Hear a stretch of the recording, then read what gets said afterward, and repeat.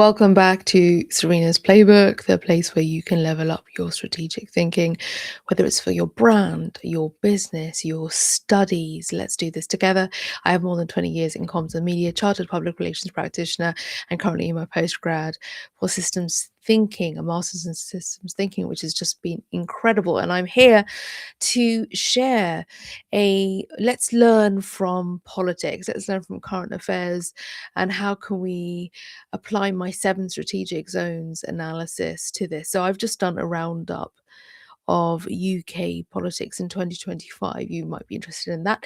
It's on my streaming media and politics commentary channel. And so I promised that I would do sort of case study content over here.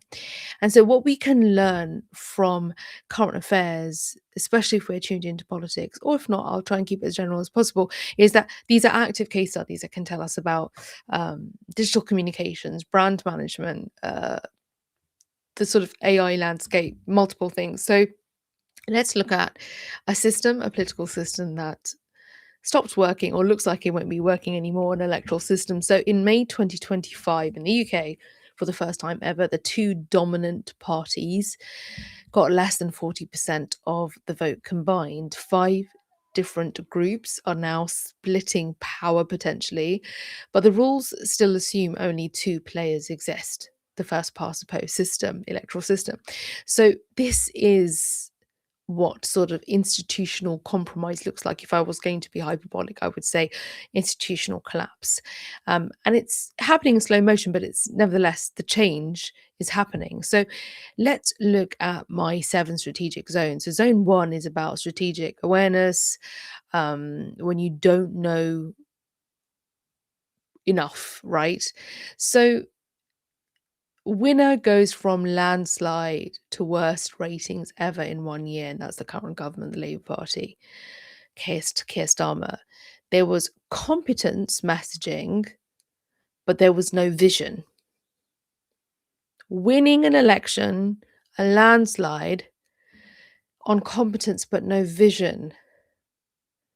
You've now got leaders admitting we're losing our base, but there still isn't a solution on offer that is enough to tempt people to stay put, to stay loyal. And this talks about sort of success without substance and how you can rapidly collapse when you're tested. Rapidly. My zone 2, which is looking at stakeholder mapping, who actually has power now. It's always a brilliant lens to use when looking at complex sort of situations and scenarios, especially when doing stakeholder analysis.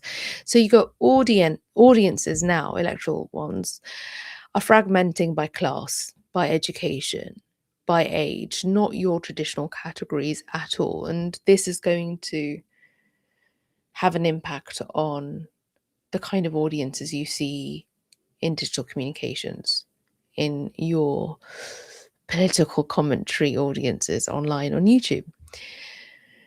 There are 5 distinct groups now with completely different priorities, and they're taking sort of power slices simultaneously. Labour, Conservatives, Reform, Lib Dems, Greens, more.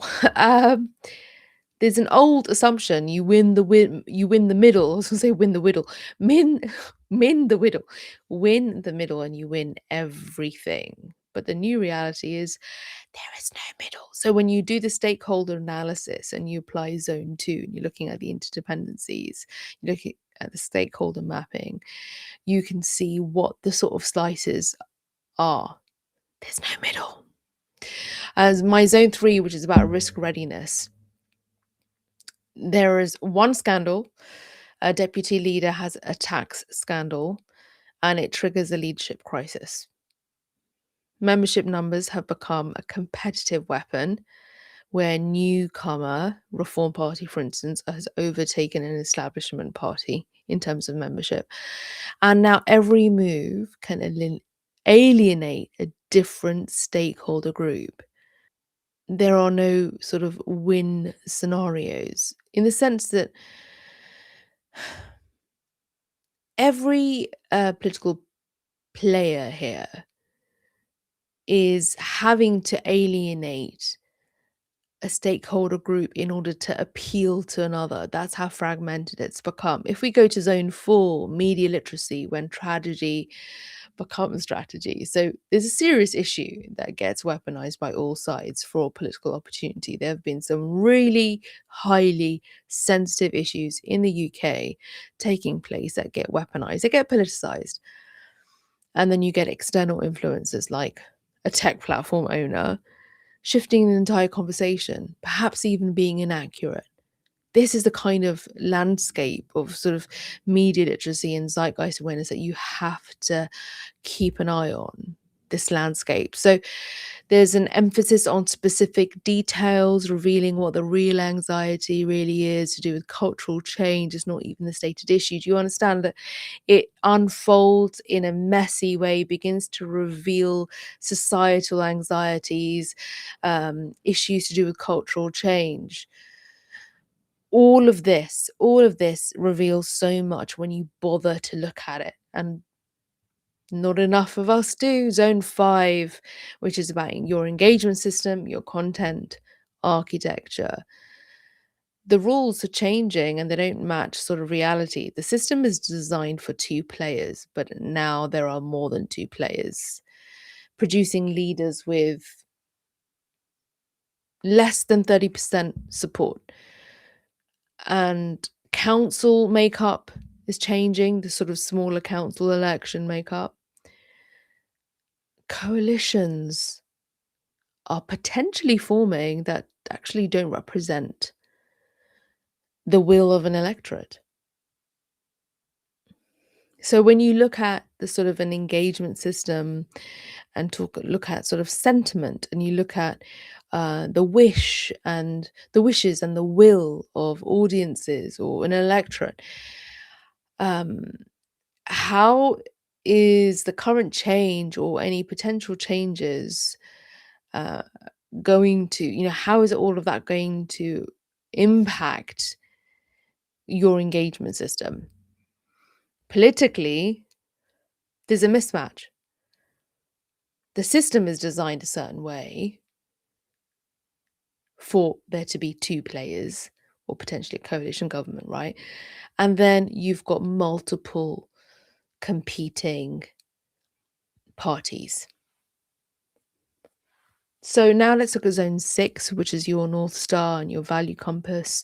It's really important to sort of look at this vision piece. So each group represents a demographic, a fragment, but there's not necessarily a unifying idea. We've seen this with your party. It's proving very difficult for this new party on the left, your party, to unify these fragments.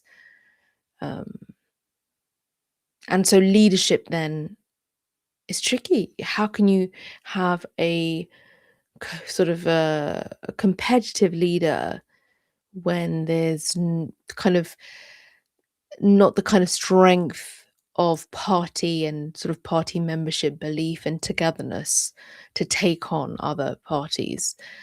And unfortunately, there's a decline then. There's a decline in support, in membership, in reputation. So your vision, I think the vision of parties now is a tricky one to articulate when your audiences that you're looking to capture want different things. How do you gather them under one umbrella, under one unifying vision? And then zone 7, which is about reflexivity, being able to reflect on everything, um, and looking at all the patterns. This is an institutional issue now, and potentially an unstable system. There is disconnection in the electorate, so in the audience. And so, in order to make this work, one or the other needs to change.